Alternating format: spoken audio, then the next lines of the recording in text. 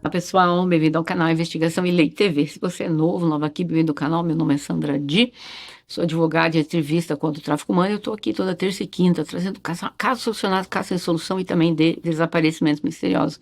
Pessoal, dá uma olhadinha aqui se vocês ainda continuam inscritos, porque o YouTube tem desinscrito as pessoas. E se você não está recebendo notificações, vem aqui toda terça e quinta à noite, às 8 horas de Brasília. Vai ter sempre vídeos aqui, tá bom?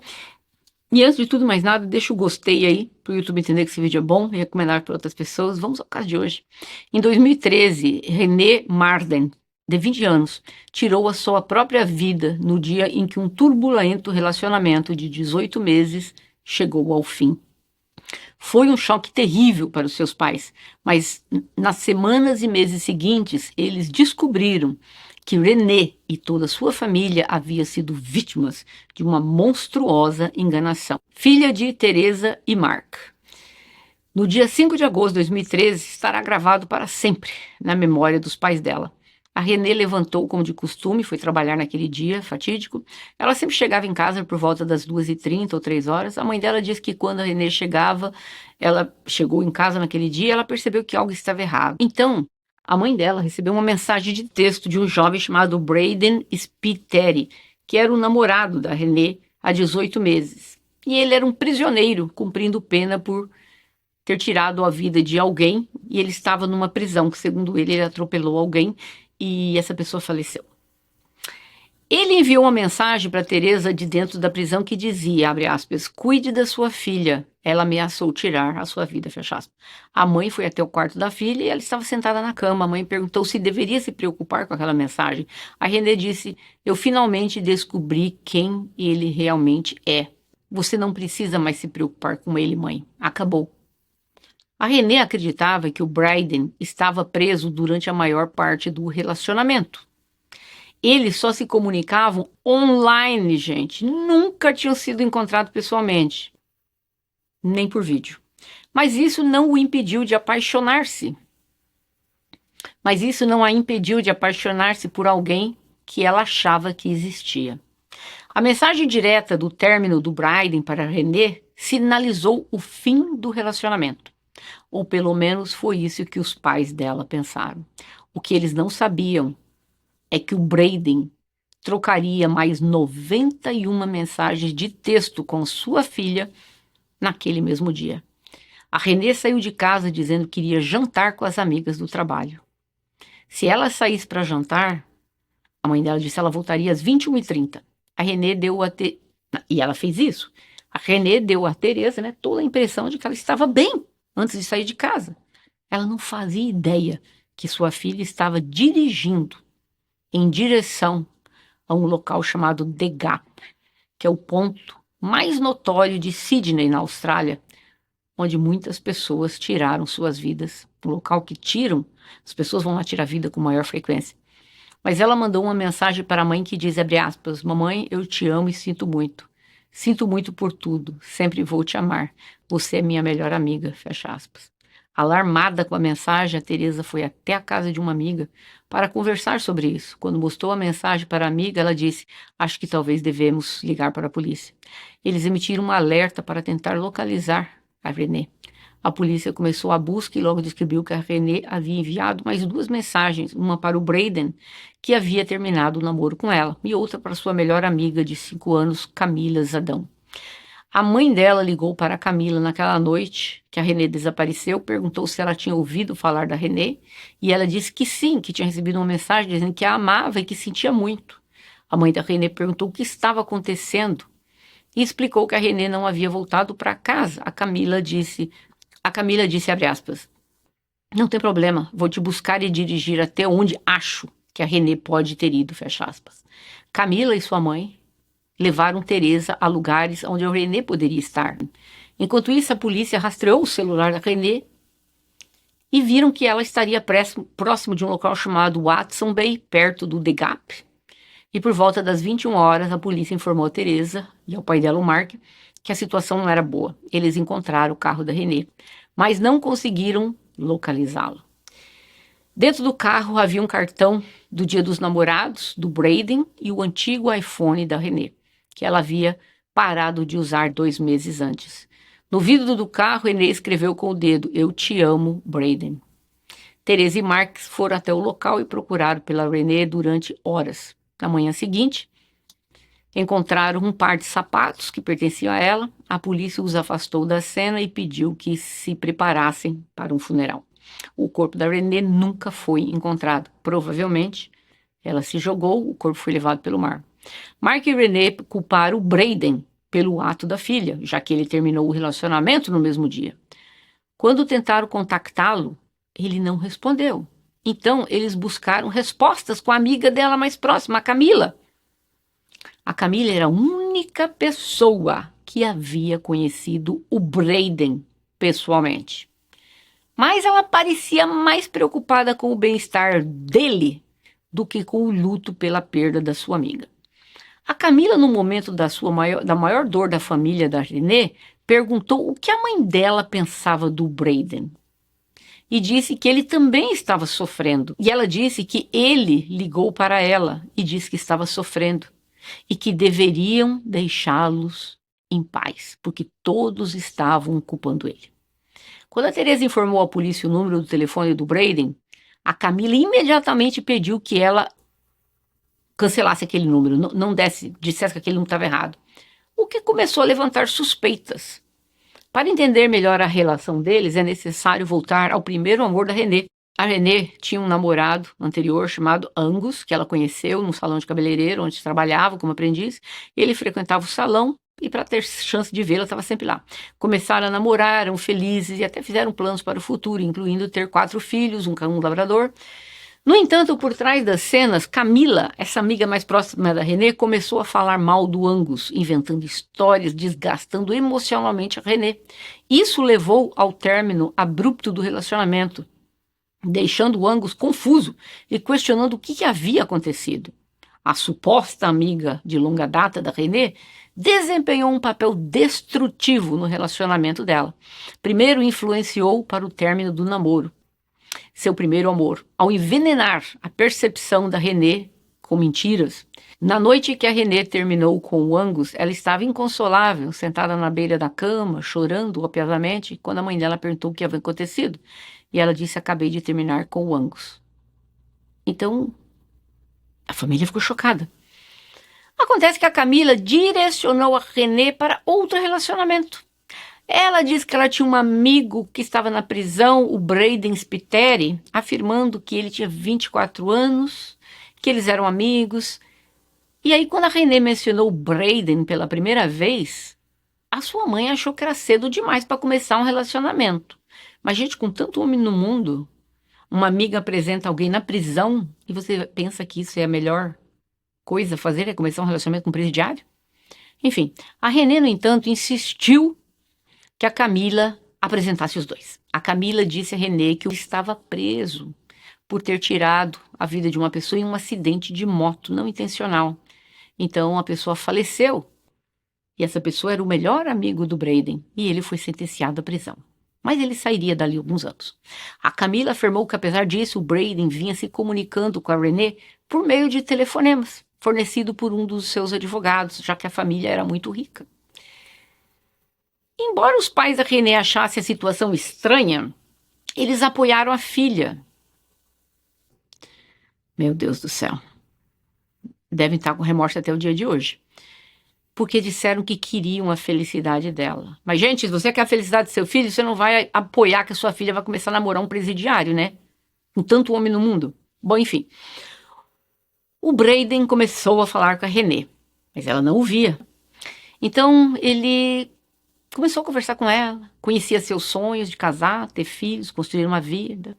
Um absurdo, gente, um absurdo tudo isso. A família apoiava o relacionamento com um cara na prisão, apesar do rapaz estar supostamente preso, e com essa bela ficha criminal, a René começou a se comunicar com o tal do Braden.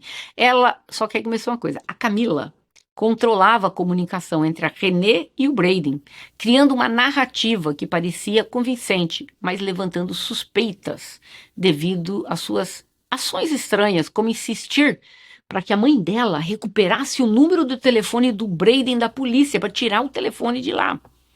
A influência da Camila e as circunstâncias manipuladoras culminaram na tragédia que levou René a tirar a sua própria vida. A Renée não podia visitar o Brayden na prisão, pois ele supostamente havia renunciado aos seus direitos de visitas em troca de uma sentença reduzida. Brayden teria acesso ilegal a um celular, mas só podia se comunicar por mensagem de texto e Facebook. A relação entre eles era intensa e começou a consumir a vida da Renée. A mãe da Renée, Teresa, descobriu que Brayden tinha as senhas da sua filha. Quando enviou uma mensagem pelo Facebook e ele respondeu, o Brayden também reagiu agressivamente quando a Teresa interagiu com o ex-namorado da Renée, o Angus, no Facebook, enviando mensagens ofensivas e chamando-a de mãe inadequada. Ou seja, o Brayden tinha senhas e lia tudo. Apesar do comportamento do Brayden, a Teresa e o Mark resolveram não confrontá-lo diretamente, temendo que a Renée se afastasse deles. A polícia ainda tinha o celular antigo dela, mas não conseguiu desbloqueá-lo. Agora vocês vão ficar chocados. Então devolveram o telefone para o Mark e para a Teresa. E foi num momento crucial que levaria a família, os Marden, à verdade sobre o relacionamento com seu namorado, Brayden. O irmão da Renée, de 13 anos, Luke, ele tinha um amigo. E ele disse, meu amigo diz que ele pode desbloquear esse telefone. É só comprar um aplicativo que ele pode ajudar. A família comprou o tal do aplicativo por $100. Os pais da Renée pagaram $100 e baixaram o tal do aplicativo. E o que aconteceu? O menino desbloqueou tudo. Gente, a polícia não conseguiu desbloquear em 2 meses. O menino desbloqueou em 5 minutos. Um menino de 13 anos de idade. Faz essa ideia da polícia. A polícia não conseguiu desbloquear o telefone, mas um menino de 13 anos conseguiu? Que raio de polícia é essa, gente? No entanto, essas mensagens estavam embaralhadas. Levou algum tempo, mas a família conseguiu organizá-las. O pai dela descobriu que, surpreendentemente, em apenas 3 meses, de março a junho de 2013, haviam 11.000 mensagens de texto, principalmente entre a Renée e o Brayden, e entre a Renée e a Camila. O Mark começou a procurar padrões sobre como e quando as mensagens eram trocadas. Aí o pai dela resolveu colocar numa planilha todas as conversas entre Renée e Brayden e entre Camila e Renée. E vendo as mensagens ficou claro o que estava acontecendo. Quando a Camila enviava mensagens, ela mandava 4, 5, 6, até 10 vezes para a Renée. Depois disso, havia outra dúzia de mensagens entre o Brayden e a Renée. Quando o Brayden parava de enviar mensagens, a Camila começava. Não era como se todos estivessem misturados, eram segmentos separados, entrando e saindo. Foi nesse ponto que o pai dela percebeu e disse para a ex-mulher dele: tem que ser a mesma pessoa que estava mandando as mensagens para ela. Ou seja, Brayden e Camila, esses dois eram uma pessoa só. Isso mesmo, sim. Era a mesma pessoa. Brayden era a Camila. A Camila fingiu ser o Brayden por 2 anos, por 18 meses, digo. Ela fingiu ser o Brayden, um homem que não existe, mas que ela roubou uma foto nas redes sociais e fez a montagem da foto dela junto com o rapaz, que era a única foto que a Renée tinha. A Camila assumiu o controle total da vida da Renée. Ficou claro que o namorado falso da Renée, o Brayden Spiteri, não existia. A Camila estava usando 2 celulares, um para suas comunicações pessoais e outro dedicado exclusivamente para as mensagens entre Brayden e Renée. Renée foi vítima do que nós chamamos de catfishing. Catfishing é quando uma pessoa usa a internet para atrair, enganar e manipular outra pessoa, mas geralmente para obter dinheiro ou por golpes românticos. A polícia de New South Wales, Austrália, nunca havia visto um caso como esse antes. A criação do Brayden estava claramente ligada ao ocorrido com a Renee. A Camila não havia cometido nenhum crime, segundo as leis da Austrália, porque não havia dinheiro envolvido. Então, não teve crime cometido. Isso foi um golpe terrível para a família da Renee. Eles sabiam o quanto a Camila tinha controle sobre a filha deles. A Camila, gente, ela estava obcecada pela Renee, ou Renee, desde o primeiro dia que ela conheceu.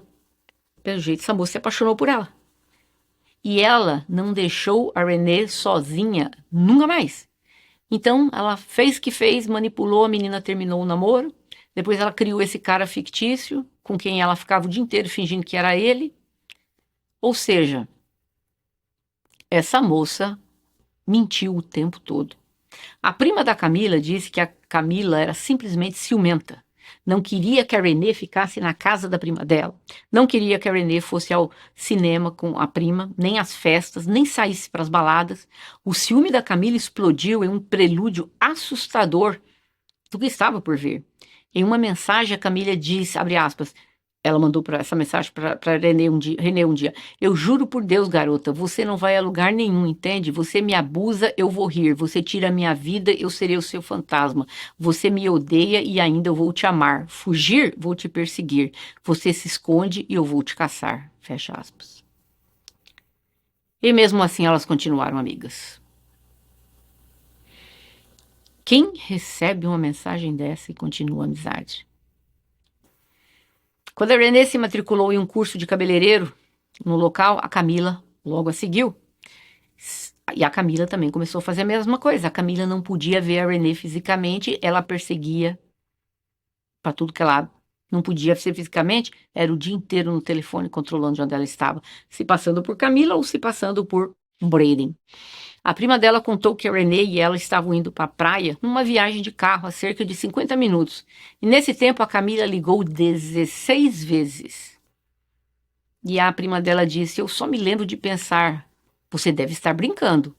Quem em sã consciência liga 16 vezes em 50 minutos? Aí a Renee disse, tudo bem, não se preocupe. A Camila até via a mãe da Renee como uma ameaça. Eu acho que, no fundo, ela desprezava o fato de que a Renee fosse tão próxima da mãe. E isso se mostrou no fato que, no Dia das Mães, a Renee fez uma tatuagem e colocou o nome da mãe. Camila fez de tudo que queria que ela colocasse o nome do Brayden na pele dela também. A Renee concordou em fazer uma tatuagem nova e o nome tatuado de um lado direito do seu peito. E isso aconteceu apenas 3 meses depois do início do relacionamento. Pois é, ela pôs o nome do Brayden no corpo dela. A mãe da Renee mandou uma mensagem ao Brayden antes, de descobrir de tudo isso, dizendo, se você fosse metade de um homem, deixaria minha filha em paz enquanto estivesse na prisão. A Camila não gostou nada e achava a mãe dela uma ameaça. Acabou o namoro. Voltando aqui um pouquinho no passado, antes dela tirar a vida. Quando o rapaz terminou o namoro com ela, uma das vezes, porque assim, o rapaz estava para sair da prisão. Então, a Renee estava toda contente contando os dias. Só que aí, esse rapaz não tinha prisão nenhuma para sair, porque ele não existia. Então, ele terminou o namoro com ela. Então, ela ficou arrasada, tal. Então, não era a primeira vez que eles terminavam. Então, aí, numa das primeiras vezes, tal, acabou terminando. E aí, a Renee começou a sair com um rapaz do trabalho. Começou a ter relacionamento com um rapaz que era 12 anos mais velho que ela, que o nome dele é Ian. No entanto, era apenas uma questão de tempo para Camila reativar o Brayden novamente. E começou a receber mensagens abusivas do Brayden. Começou a mandar mensagem para o Ian. As mensagens do falso Brayden para o Ian dizia, ela é minha, eu estou prestes a me casar com ela quando eu sair. O Ian começou a dizer para a Renee, tira esse cara da sua vida. E ele deu ultimato para a Renee porque não aguentava mais receber tantas mensagens abusivas. Mas a Renee escolheu o Brayden. E foi aí que ela voltou um namoro falso, só de escrita. A polícia vasculhou a casa da Camila em relação ao ocorrido com a Renee. Eles apreenderam o celular dela, mas ela já havia deletado a maioria das mensagens que enviou com o Brayden. No entanto, a polícia encontrou a foto que a Camila usou para criar o Brayden. Uma reportagem de um jornal local localizar o rapaz da foto. Infelizmente, ele não é Brady, o nome dele é Cameron Lang. E ele disse, abre aspas, agora eu tenho uma imagem associada a mim, uma imagem que ninguém quer ter. Ou seja, ele disse que ele nunca conheceu nenhuma Renee, nunca conheceu nenhuma Camila. A infeliz a Camila roubou a foto do rapaz da internet, fez uma montagem e disse que era ela, com ele. E resolveu apresentar o casal. Encheu a cabeça da menina, era bem manipulável, terminou um namoro longo por causa de manipulação da amiga, começou a namorar um presidiário. Não estou colocando a culpa na Renee, mas a gente tem que aprender com os casos que nós contamos aqui. A Renee, o René e o Braden se aproximaram e a Camila, né, começou a fazer aquela guerra que ela queria terminar de qualquer jeito, qualquer amizade que a Renee tivesse com alguém. Então, aí o que a Renee falou? A Renee falou para a mãe dela que ela estava cansada da Camila e que ela queria viajar para os Estados Unidos, que ela ia ficar lá um mês. E naquele um mês, o Braden ia sair da prisão em liberdade condicional. Então, tanto a Camila como o Braden estariam fora de cena por um mês se ela fosse viajar.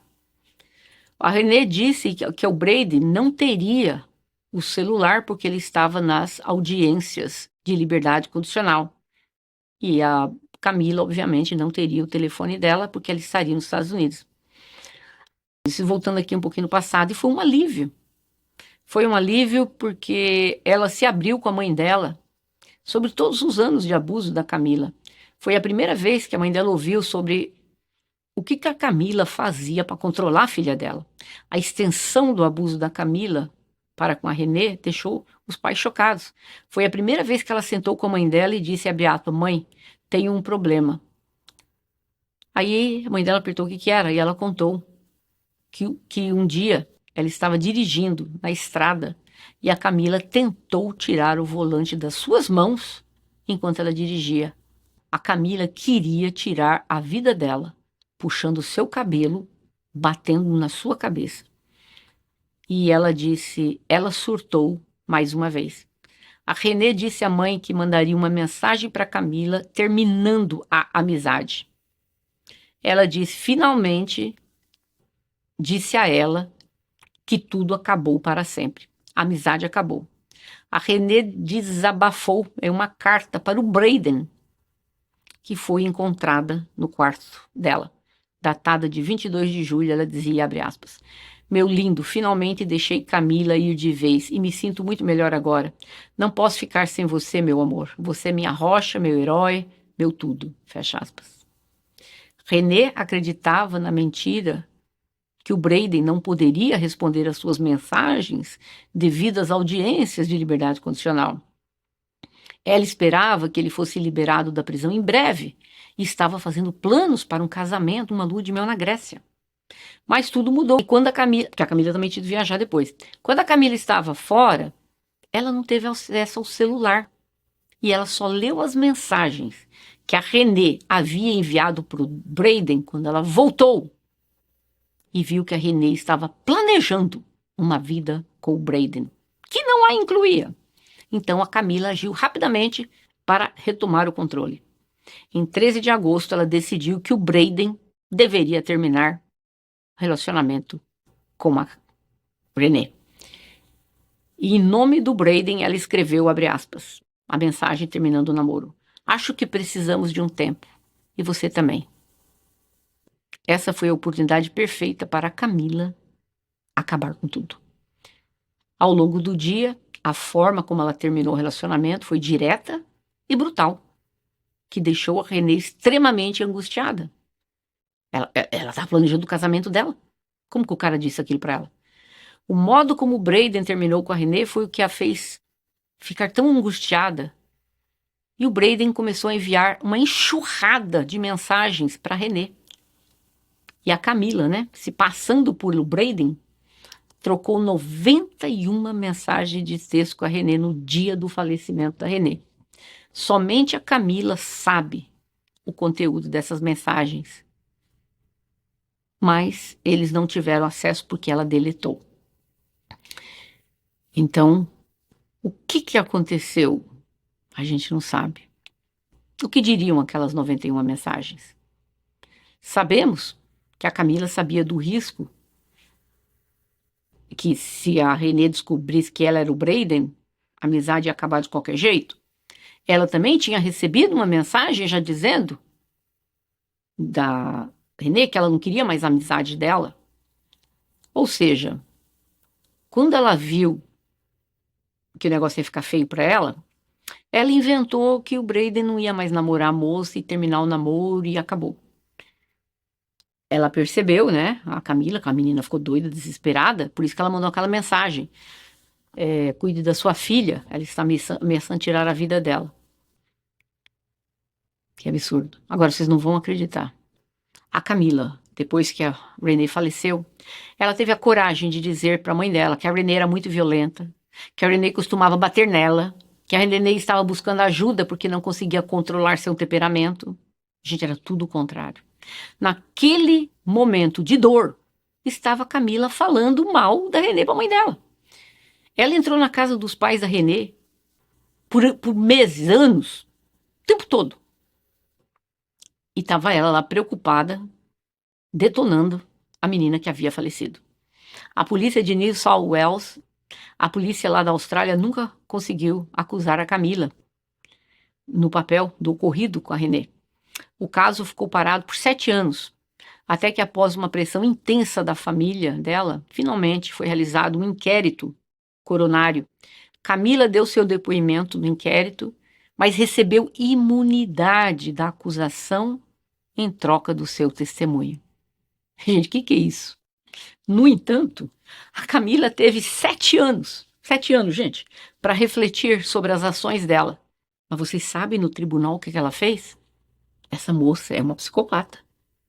7 anos ela poderia ter se arrependido, né? Vocês não acreditam a história que ela inventou no tribunal. Retratou que a Renê e ela que a Renê era co-conspiradora numa criação do Brayden.